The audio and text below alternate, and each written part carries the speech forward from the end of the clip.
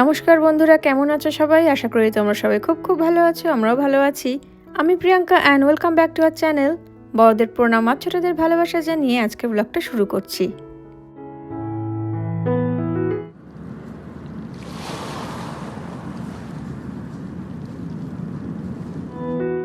Niagara ফলসের অসাধারণ trip শেষ করে সন্ধ্যাবেলা আমরা আবার ফিরে এলাম দিদির বাড়িতে।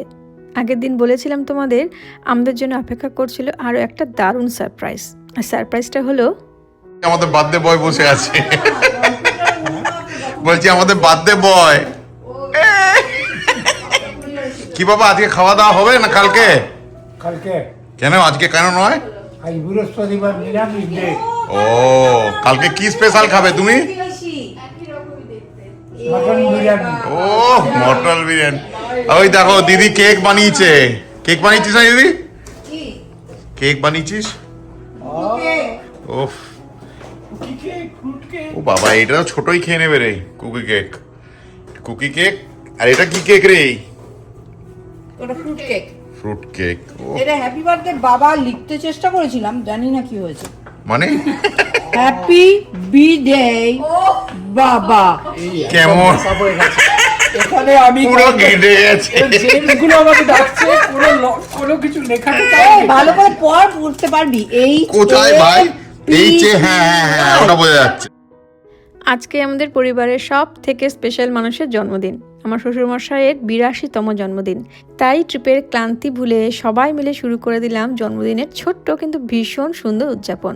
আমরা এসেই দেখি দিদি কেক টেক বানিয়ে একদম রেডি রেখেছে। আমাদের জাস্ট আসার অপেক্ষা ছিল কেক কাটিংয়ের জন্য।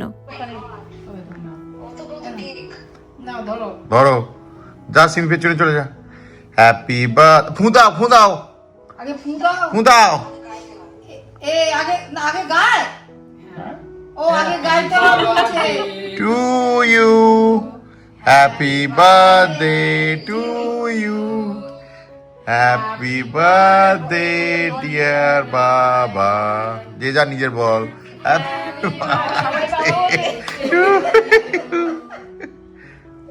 Happy long life to you. হাসছে কেন? Happy long. দিদির বড় মেয়ে মানে রিমি, যে কিনা বাবার খুব আদরের বড় নাতনি, ও হসপিটাল থেকে ছুটি পায়নি, তাই দিদি ভিডিও কলে ওকে ভার্চুয়ালি সামিল রেখেছে। Are you one? গুনতে গুনতে পুরো কেটে যাবে যে রে। হ্যাঁ, are you 10, are you 20, are you 30, are you 40? বাবারে কত দূর রে। Are you 50, are you 60, are you 70, are you 80, are you 81, are you 82? ইয়ে! ফুদা ফুদা বাবা।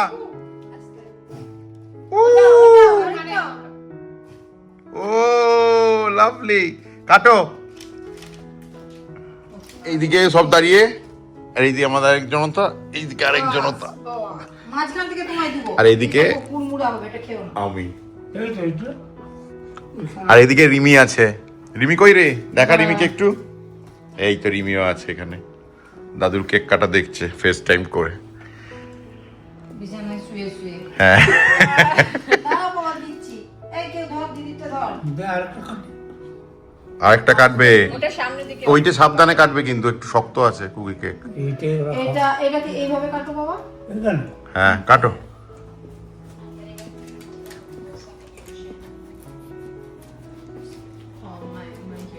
ও বাবা, ভালো কেটে দিল। বাহ, দারুন। এবার এখানে দাঁড়াও। এরকে দাঁড়া, দাঁড়া বাবা। ও আমাকে দিবেই না। না, নিজেই কাটবে। এই অবধি যাও আগে। বাবা কাটতে দেবে না কাউকে। দেখ, ছাড়িয়ে নিলে ছুরিটা, আমি করতে গেলাম তো। এই দাও, হ্যাঁ দাও। খাই দে এবার বাবাকে।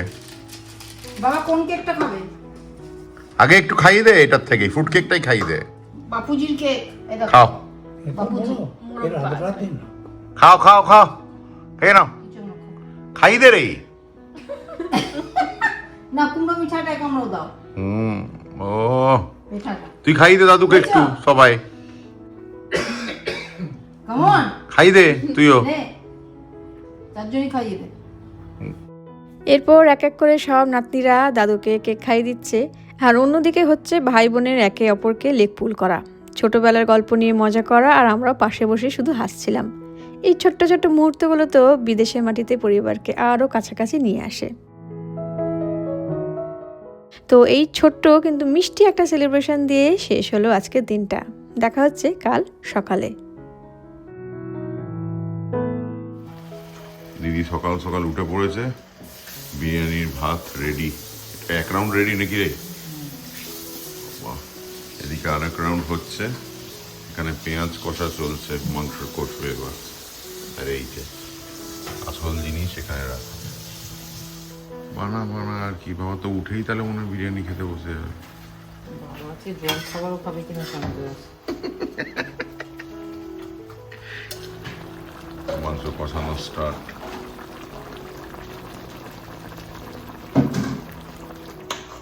এই সকাল সকাল উঠে কালকের কেক ওগুলো খাচ্ছে। হ্যাঁ, ওইটা তো দাদা টানে না প্রচুর, তো দাদা ভীষণ ভালোবাসে ওটা।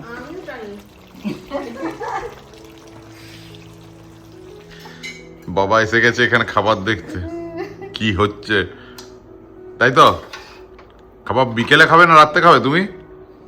দুপুরে খাবো। সেই জন্যই সকাল থেকে তুমি হ্যাঁ, বিকেল বলে ফেলেছিলাম। দুপুরে খাবে না রাত্রে খাবে? দুপুরে খাবে। দুপুরে দুপুরে ও, নাহলে বাবা খেতে পারবে না আমাদের মতো খেলে। বিরিয়ানি রেডি। বাবা তুমিও রেডি? হ্যাঁ বাবা। যে কোনো অকেশনেই বাবার একটাই চাহিদা, মটন বিরিয়ানি। বিরিয়ানির ঢাকা খুলতেই ধীরে ধীরে পুরো ঘরটা মোমো করছে মটন বিরিয়ানির সুগন্ধে। ও রেডি খাবে বলে। ওষুধ খেয়েছ? হ্যাঁ, বিরিয়ানি খাবে? খাবো। জন্মদিনে বাবার এই ছোট্ট ইচ্ছাটা পূরণ করতে পেরে দিদি মনে মনে যে কতটা আনন্দ পেয়েছে সেটা আমি খুব ভালো মতন বুঝতে পারছি একটা মেয়ে হয়ে। কারণ আমিও যখন আমার বাবাকে আমার বাবার পছন্দের জিনিস করে খাওয়াতাম হালি শহরে, তখন খুব শান্তি পেতাম। Good morning. আজকে 11 তারিখ। আমরা এখন সবাই রেডি হচ্ছি। এই যে বাবাও রেডি। রেডি? হ্যাঁ রেডি। ওকে। তো আমরা এখন সবাই মিলে যাচ্ছি রিমির অ্যাপার্টমেন্টে। এখানে ছোট বড় সব রেডি হচ্ছে, ওর মাও রেডি। এবার বেরোবো, জাস্ট দাদা আসবে, দাদাকে নিয়ে বেরিয়ে যাব। তো এখান থেকে মোটামুটি ওর অ্যাপার্টমেন্ট লাগবে হচ্ছে 1 ঘন্টা 10 মিনিট দেখাচ্ছে, বাট দিদি বলছে জ্যাম থাকে, তো মোটামুটি 1.5 ঘন্টা লেগেই যায়। তো এখন বাজতে যায় প্রায় 12টা বাজতে যায়, 11:45 বাজে। তো মোটামুটি পৌঁছাতে হয়তো 1টা বেজে যাবে যদি এখন বেরোয়, 1টা শো 1টা আর কি। তো চলো রাস্তায় আবার কথা হবে। এই বেরোলাম আমরা, বেরোতে বেরোতে 12টা বেজেই গেল। বৃষ্টি হচ্ছিল খুব, ওর জন্য ওয়েট করছিলাম কারণ অনেকটাই দূর।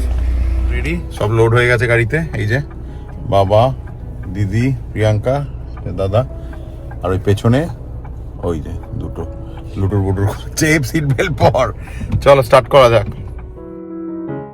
নায়গ্রা যেতে যে গাড়িটা আমরা রেন্ট নিয়েছিলাম ওটাই রেখে দিয়েছিলাম আজকে রিমির অ্যাপার্টমেন্টে যাব বলে, কারণ এটা 7 সিটার গাড়ি, আরামসে 8 জন ধরে যাবে, তো সবাই একসাথে যেতে পারবো। আর এখন যাওয়ার সময় দিদির ছোট মেয়েকে দেখতে পাচ্ছ না, ও বন্ধুর বাড়ি গেছে, ফেরার সময় আমাদের সাথে একসাথেই ফিরবে।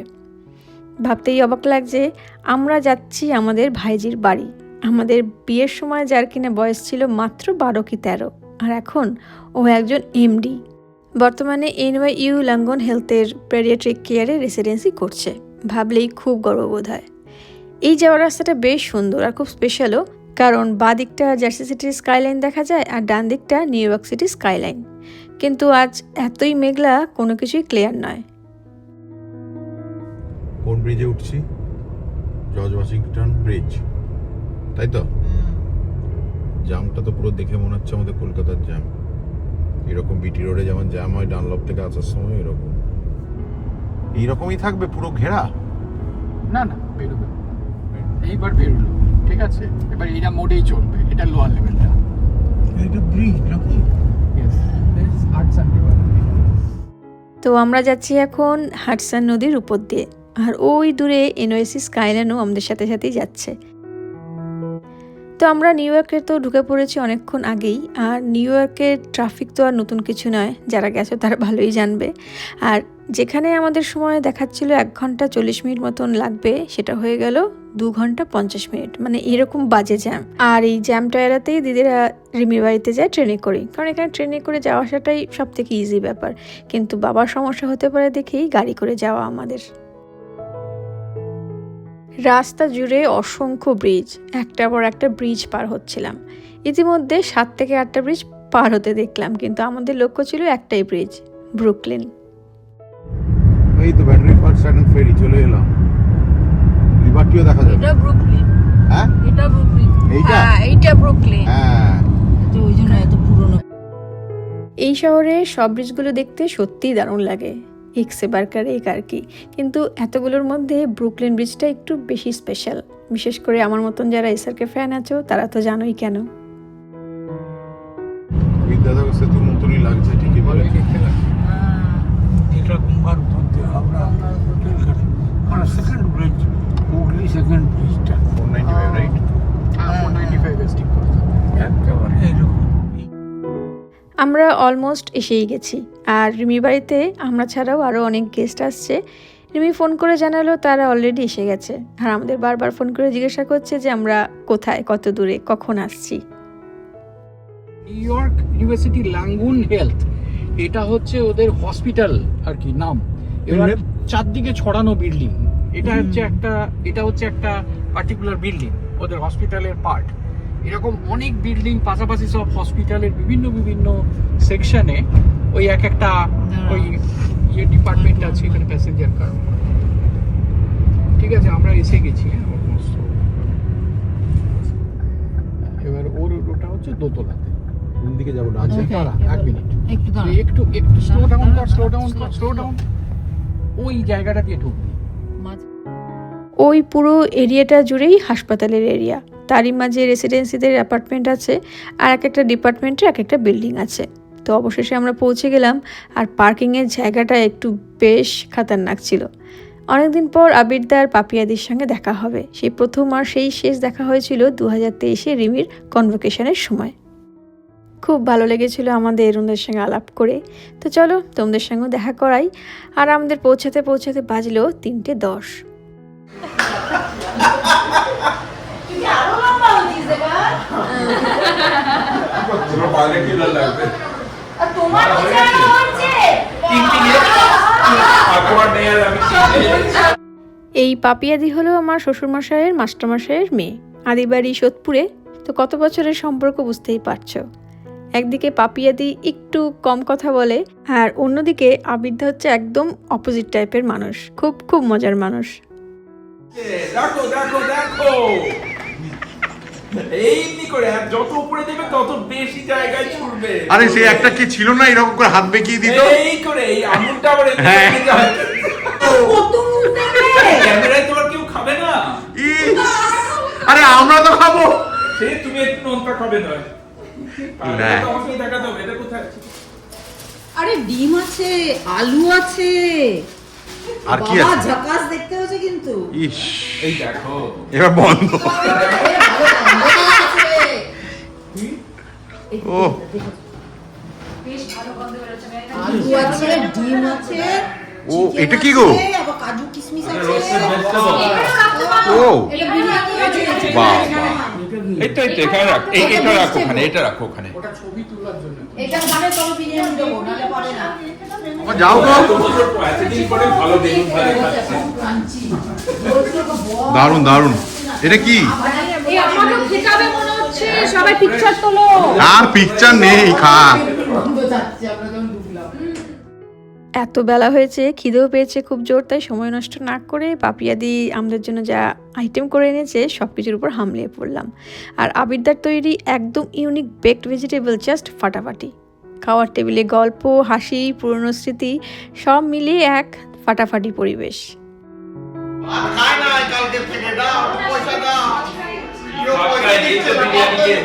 এই গান গা তবে দেবে। গান গা। হ্যাঁ।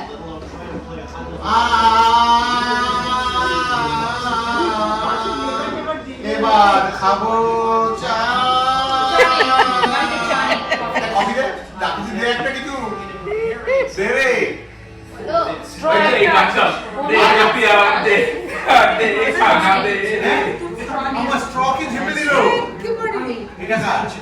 মা মারা যাওয়ার পর টোটালি ওকে ভর করেছে।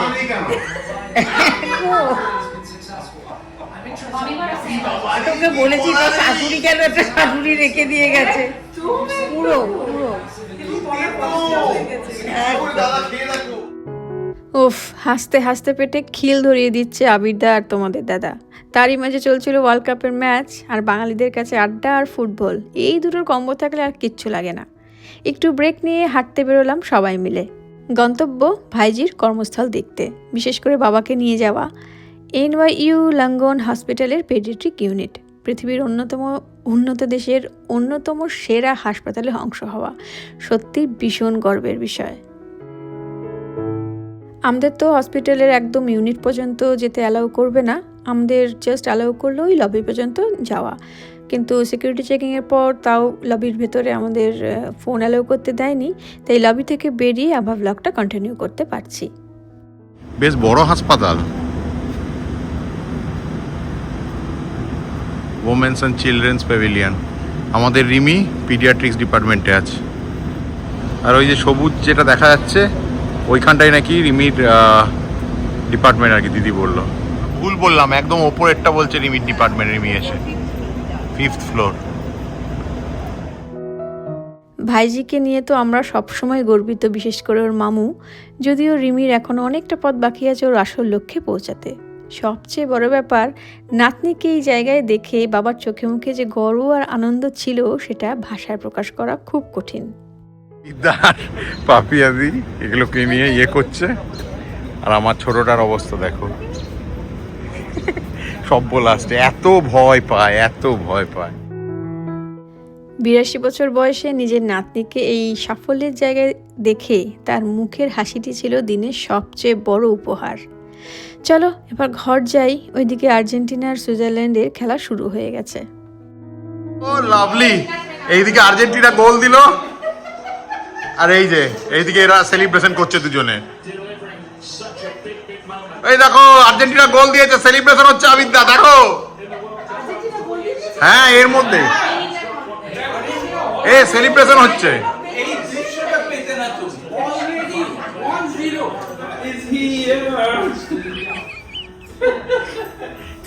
আমাদের পিজা পার্টি, এখন খেলা দেখতে দেখতে পিজা পার্টি।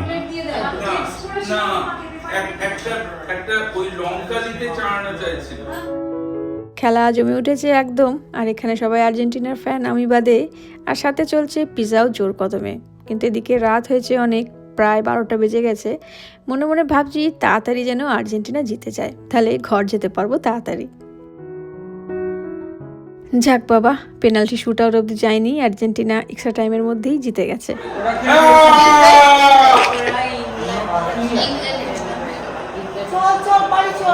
দাঁড়া দেখি তোর বাড়ি। ও লাভলি, ও আবার টেনশনের ম্যাচ আজকেও। কি তিন্নি খুশি তো? ও এবার ইংল্যান্ড বল, এরপরে সেমিফাইনাল সব হয়ে গেছে। এখন রাত বাজে 12টা 20। সবাই এখন রিটার্ন জার্নি। চলো, গুড নাইট সবাইকে। আনলিমিটেড গল্প, আড্ডা, হাসা হাসি, দারুণ জমিয়ে খাওয়া দাওয়া করে আজকের দিনটা সত্যি দারুণ কাটলো। সব মিলিয়ে এই কয়েকটা দিন আমাদের জীবনের এমন কিছু মুহূর্ত উপহার দিল যেগুলি আমরা সারা জীবন মনে রাখবো। তাহলে আজকের মতন ব্লগটা এখানেই শেষ করছি। কেমন লাগলো কমেন্ট করে জানিও, আর ভালো লাগলে অবশ্যই লাইক আর শেয়ার করো। দেখা হবে খুব শীঘ্রই নতুন কোনো দিনে নতুন ব্লগ নিয়ে। সবাই খুব খুব ভালো থেকো, আনন্দে থেকো, সাবধানে থেকো। নমস্কার।